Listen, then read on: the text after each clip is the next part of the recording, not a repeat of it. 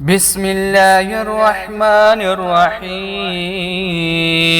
واذكر في الكتاب موسى إنه كان مخلصا وكان رسولا نبيا وناديناه من جانب الطور الأيمن وقربناه نجيا ووهبنا له من رحمتنا أخاه هارون نبيا واذكر في الكتاب إسماعيل إنه كان صادق الوعد وكان رسولا نبيا وكان يأمر أهله بالصلاة والزكاة وكان عند ربه مرضيا واذكر في الكتاب إدريس إنه كان صديقا نبيا ورفعناه مكانا عليا أولئك الذين أنعم الله عليهم من النبيين من ذرية آدم وممن حملنا مع نوح ومن ذرية إبراهيم وإسرائيل وممن هدينا واجتبينا إذا تتلى عليهم آيات الرحمن خروا سجدا وبقيا فخلف من بعدهم خلف أضاعوا الصلاة واتبعوا الشهوات فسوف يلقون غيا إلا من تاب وآمن وعمل صالحا فأولئك يدخلون الجنة ولا يظلمون شيئا جنات عدن التي وعد الرحمن عباده بالغيب إنه كان وعده مآتيا لا يسمعون فيها لاغوا إلا سلاما ولهم رزقهم فيها بكرة وعشيا تلك الجنة التي نورث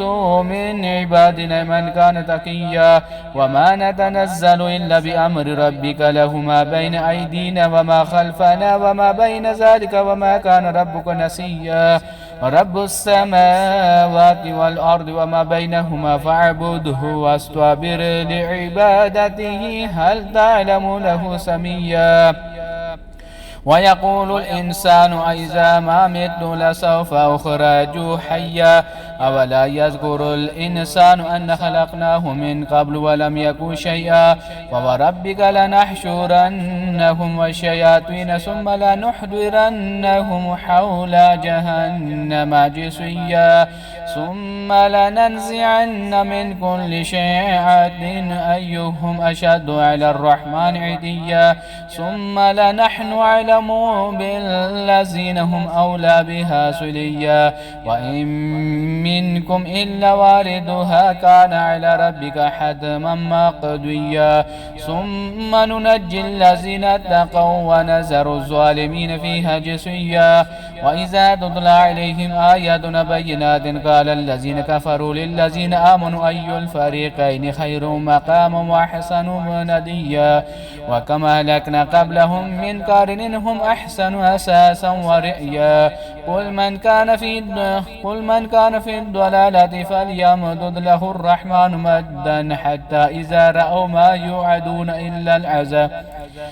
ما يوعدون إما العذاب وإما الساء فسيعلمون من هو شر وما شر مكانا وأضعف جندا ويزيد الله الذين اهتدوا هدى والباقيات الصالحات خير عند ربك ثوابا وخير مردا أفرأيت الذين كفر بآياتنا وقال لا أوتين مالا وولدا أطلع الغيب أم اتخذ عند الرحمن عهدا كلا سنكتب ما يقول ونمد له من العذاب مدا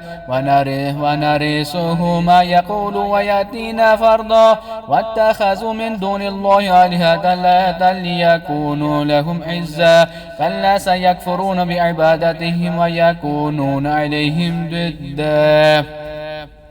ألم تر أن أرسلنا الشياطين على الكافرين تعزهم أزا فلا تعجل عليهم إنما نعد لهم عدا يوم نحشر المتقين إلى الرحمن وفدا ونسوق المجرمين إلى جهنم وردا لا يملكون الشفاعة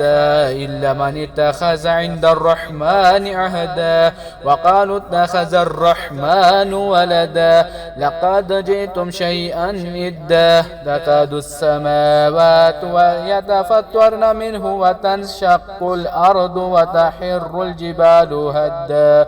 أن دعوا للرحمن ولدا وما ينبغي للرحمن أن يتخذ ولدا إن كل من في السماوات والأرض إلا آتي الرحمن عبدا لقد أحصاهم وعدهم عدا وكلهم آتيه يوم القيامة فردا إن الذين آمنوا وعملوا الصالحات سيجعل لهم الرحمن ودا فإنما يسرناه بلسانك لتبشر به المتقين وتنذر به قوما لدا وكما أهلكنا قبلهم من قرن هل تحس منهم من أحد أو تسمع لهم ركزا.